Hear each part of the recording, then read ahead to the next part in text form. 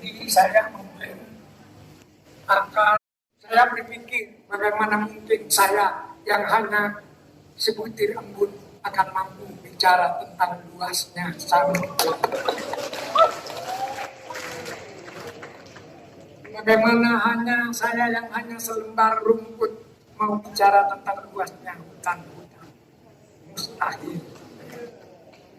Jadi kalau saya datang ke tempat ini hanya karena saya sangat cinta kepada Syekhuna Khalil, dan biar saya kecipratan hikmah barokah dari Allah untuk diri saya yang sudah berumur 88 tahun. Dari orang yang berumur 88 tahun, bapak-bapak dan ibu-ibu jangan mengharap mendapatkan sesuatu yang mencerahkan dari saya.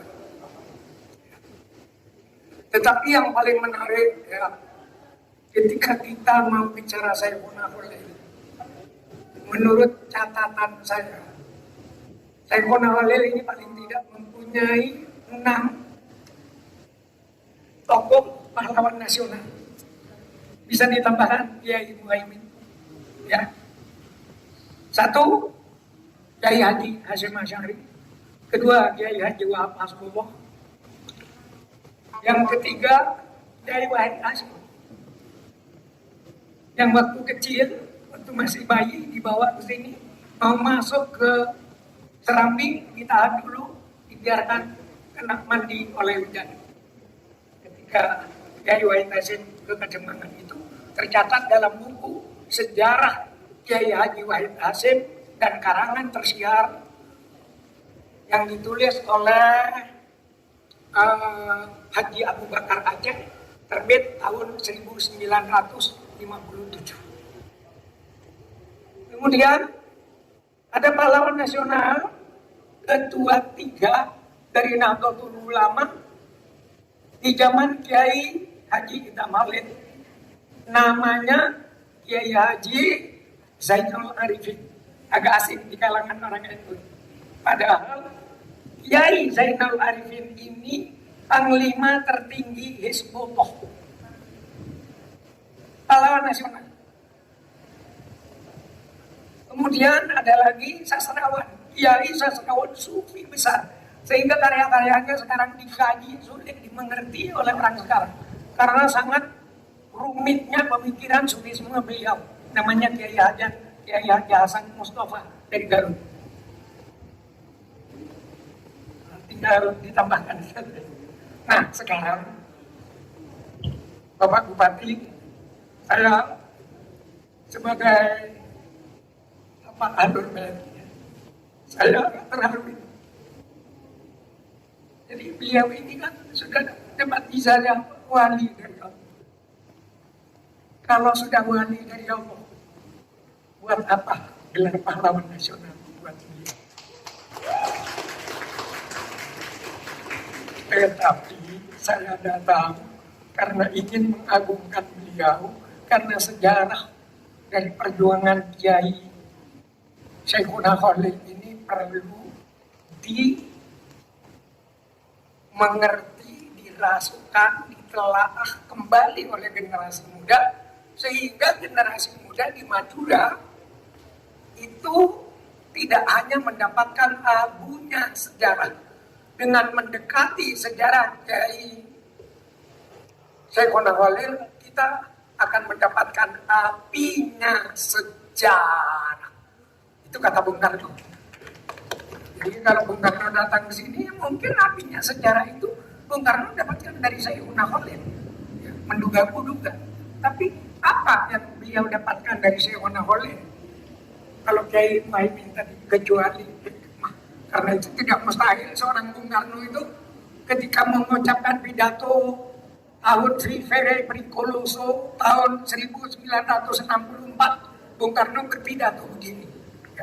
Saudara-saudara sebangsa setanah air, salah seorang penyair kita, Khairil Anwar namanya, mengatakan, aku mau hidup 1000 tahun lagi. Aku kagum kepada kalimat ini, saudara. Soekarno juga ingin hidup 1000 tahun, tapi mana mungkin. Tetapi cita-cita kemerdekaan yang kutanamkan di hati bangsaku di hati rakyatku aku yakin akan hidup sampai 1000 tahun.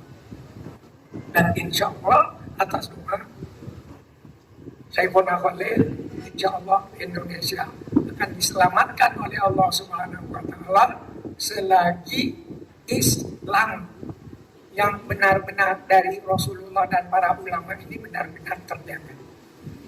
Jadi dari sini sebenarnya dari seminar ini Pak Bupati, ya,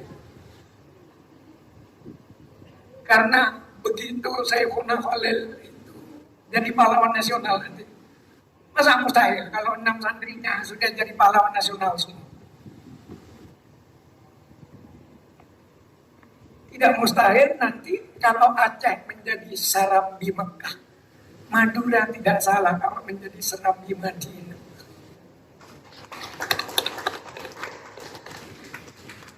Dan tidak mustahil juga Madura untuk menjadi provinsi. Indah kan mendengar ini. Jadi saya hanya menggembirakan saja. Sebab begitu kita ingat kepada Syekhona Khalil, kesusahan kita menjadi hilang. Kita menjadi ceria, kita menjadi gembira, kita menjadi bergairah bahwa hidup diberikan oleh Allah ini ada gunanya. Dan sebagai wali umum ya, untuk adik-adik mahasiswa, jadi Zawawi Imron baca puisi 1.000.000 kali masih kalah dengan Syekhona Khalil. Saya terangkan lagi, Zawawi Imron baca Fatihah 1000 kali. Itu kalah dengan Syekhona Khalil. Abah Bupati, Zawawi Imron baca Fatihah 1000 kali atau 1.000.000 kali. Kalah dengan Syekhona Khalil cukup membaca 1 kali saja. Disinilah ya, tiba-tiba kualitas kemanusiaan atau spiritualitas kemanusiaan yang dimiliki oleh Syekhona Khalil itu memancar ke seluruh Indonesia dan menghasilkan santri-santri yang banyak, kiai, dan rata-rata itu Islamnya itu Islam moderat. Yang kalau menimba dari Kiai Wahab Hasbullah, juru bicaranya Kiai Hasyim Asy'ari, saya mendengarnya dari Kiai Wahab tentang hubbul waqon minal iman, cinta tanah air sebagian dari iman. Saya dimintai penjelasan tentang cinta tanah air sebagian dari iman itu. Dan pertama kali saya mengucapkannya di istana Raja Bhumibol Adulyadej di Thailand ketika saya mendapat hadiah sastra Asia Tenggara di sana. Cinta tanah air kepada Indonesia itu saya nyatakan di sana, baru saya bawa ke Indonesia. Kenapa kita harus cinta kepada bangsa dan tanah air? Ini model Kiai Wahab. Santrinya Kiai Khalil. Dan ini inspirasinya dari Kiai Khalil. Kenapa kita harus cinta kepada bangsa dan tanah air? Kita semua minum air Indonesia menjadi darah kita. Kita makan beras dan buah-buahan Indonesia menjadi daging kita. Kita menghirup udara Indonesia menjadi nafas kita. Kita bersujud di atas bumi Indonesia, berarti bumi Indonesia adalah sajadah kita. Dan bila tiba saatnya kita mati, kita semua akan tidur dalam pelukan bumi Indonesia. Daging kita yang hancur membusuk akan bersatu kembali dengan harumnya bumi Indonesia. Maka tidak ada alasan untuk cinta kepada bangsa dan tanah air. Tanah air Indonesia, kalau mau ikut saya punari. Tanah air Indonesia ini bunda kita. Siapa mencintainya, jangan mencipratinya dengan darah, jangan mengisinya dengan kebencian, dengan permusuhan, jangan mengisinya dengan pertengkaran, jangan mengisinya dengan maksiat dan dosa. Kalau benar-benar mengakui Ibu Pertiwi ini ibu kita, jangan mengisinya dengan yang kotor-kotor, yang busuk-busuk.